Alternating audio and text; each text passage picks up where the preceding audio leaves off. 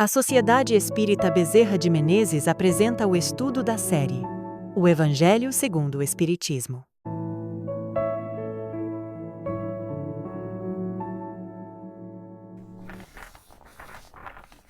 Olá, vamos mergulhar hoje num dos capítulos, mais provocadores de O Evangelho segundo o Espiritismo. O capítulo 5, Bem-aventurados os aflitos. A ideia aqui é um convite para a gente olhar para o sofrimento e para a felicidade de um jeito que, com certeza, vai desafiar o que a gente está acostumado a pensar. E o capítulo já começa, assim, direto ao ponto com essas palavras de Jesus, as famosas bem-aventuranças. E, convenhamos, elas são surpreendentes, né? Porque prometem consolo e felicidade justamente para quem está chorando, para quem está sofrendo. Parece um paradoxo, vai contra tudo que a gente busca no dia a dia. E é aí que entra a grande questão que a gente vai explorar hoje. Como assim os aflitos são bem-aventurados? Como é que uma coisa que a gente passa a vida inteira tentando evitar pode ser, na verdade, uma bênção? É essa a pergunta que o capítulo se propõe a responder. Ok? Para entender essa lógica, a gente vai passar por 6 pontos principais do capítulo. Primeiro, a justiça por trás do sofrimento. Depois, as 2 causas das aflições. Vamos falar também sobre o esquecimento do passado, a resignação como chave da prova, a visão sobre o suicídio e a loucura e, para fechar, vamos entender o que seria a verdadeira desgraça. Então, vamos lá. O primeiro ponto já vai direto na ferida, né? Naquela sensação de injustiça que bate de vez em quando. A gente olha pro lado e vê gente boa sofrendo um bocado, enquanto outras pessoas, que parecem não fazer por merecer, têm uma vida aparentemente tranquila. É inevitável a gente se perguntar, cadê a justiça nisso tudo? E exatamente aqui que o Evangelho segundo o Espiritismo nos apresenta um ponto de partida. O raciocínio é o seguinte: se a gente parte do princípio de que Deus é perfeitamente justo, então, as coisas ruins que acontecem não podem ser aleatórias, não podem ser por acaso. Tem que existir uma causa justa por trás, mesmo que a gente não consiga enxergar qual é de imediato. Beleza. Se não é aleatório, então de onde vêm os nossos problemas? De acordo com o Evangelho segundo o Espiritismo, existem 2 fontes principais para tudo que a gente passa. Vamos dar uma olhada nelas. Dá para pensar como uma grande lei de causa e efeito, sabe? De um lado, a gente tem as causas atuais, que são basicamente as consequências diretas do que a gente faz nesta vida. Sabe aquela história de plantar e colher? É isso. E do outro lado, as causas anteriores. Aí o negócio fica mais complexo. São como dívidas de vidas passadas. É como se a gente estivesse pagando uma conta que ficou aberta lá atrás. E sobre as causas atuais, o Evangelho segundo o Espiritismo é muito pé no chão. Ele mostra que, muitas vezes, a gente é o principal responsável pelos nossos perrengues. Pensa bem, quem nunca se enrolou por falta de organização, por orgulho, por excessos, ou entrou num relacionamento furado por interesse? Pois é, muitas vezes, a causa do problema está bem debaixo do nosso nariz, nas nossas próprias escolhas. Tá. Mas aí vem a pergunta de $1 milhão, né? Se parte do que a gente sofre é por algo que fizemos em outra vida, como é que a gente vai aprender a lição se a gente nem lembra o que fez de errado?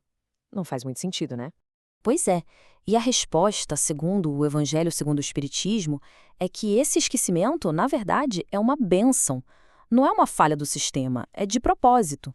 É como se a gente ganhasse um recomeçar a cada vida nova, uma página em branco, para não ter que carregar o peso de tudo que já aconteceu. E a utilidade disso é genial, se a gente parar para pensar. Imagina só ter que conviver hoje com alguém que foi seu inimigo mortal numa vida passada, ou encontrar alguém que você prejudicou muito. Seria insuportável. O esquecimento nos livra disso. A gente não lembra do fato, mas a lição fica gravada na nossa consciência, nas nossas tendências, sabe? Naquele instinto que diz pra gente o que é certo e errado. É isso que importa. Certo. Quando a gente começa a entender essa mecânica de que nada é por acaso, a nossa forma de lidar com os problemas muda da água para o vinho. A proposta deixa de ser a revolta, aquele porquê eu, e passa a ser a da resignação. Mas calma, não é uma resignação passiva, de braços cruzados. Essa citação resume bem a ideia. O sofrimento passa a ser visto como uma chance de quitar uma dívida antiga. É como se você tivesse uma dívida impagável no cartão de crédito e o gerente do banco te ligasse e falasse: olha, paga só essa parcelinha aqui e a gente quita tudo. Você não ia reclamar, você ia agradecer. A lógica é essa. A dor de hoje é o pagamento que garante a paz de amanhã. E tem mais um detalhe importante que o Evangelho segundo o Espiritismo traz: a diferença entre prova e expiação. Pensa assim. A prova é como se você, por conta própria, se matriculasse numa matéria super difícil na faculdade para acelerar sua formação. Foi uma escolha sua, um desafio para evoluir. Já a expiação é tipo ter que fazer de novo aquela matéria que você bombou. Ambas são para aprender, mas uma é uma missão escolhida e a outra a consequência de um erro. Bom, o capítulo também entra num tema bem delicado, que são as reações mais extremas ao sofrimento. Ele vai falar de suicídio e loucura e mostra como a nossa visão sobre o futuro, sobre o que vem depois daqui, impacta diretamente nessas decisões. A lógica que o Evangelho segundo o Espiritismo apresenta é clara. Para quem acha que a vida acaba aqui, no cemitério, o suicídio pode até parecer uma saída, acabar com a dor e pronto. Mas se a gente entende que a vida continua, aí a coisa muda de figura. O suicídio se torna um péssimo negócio, porque ele não resolve o problema, ele só adia e, pior, agrava a situação. Pensa que a vida é um jogo. O suicídio seria como dar rage quit, sabe? Desligar o console no meio de uma fase difícil. Só que, segundo a sua visão, não tem game over. Você simplesmente é obrigado a começar a fase de novo, só que numa dificuldade muito maior. A dívida não some, ela aumenta.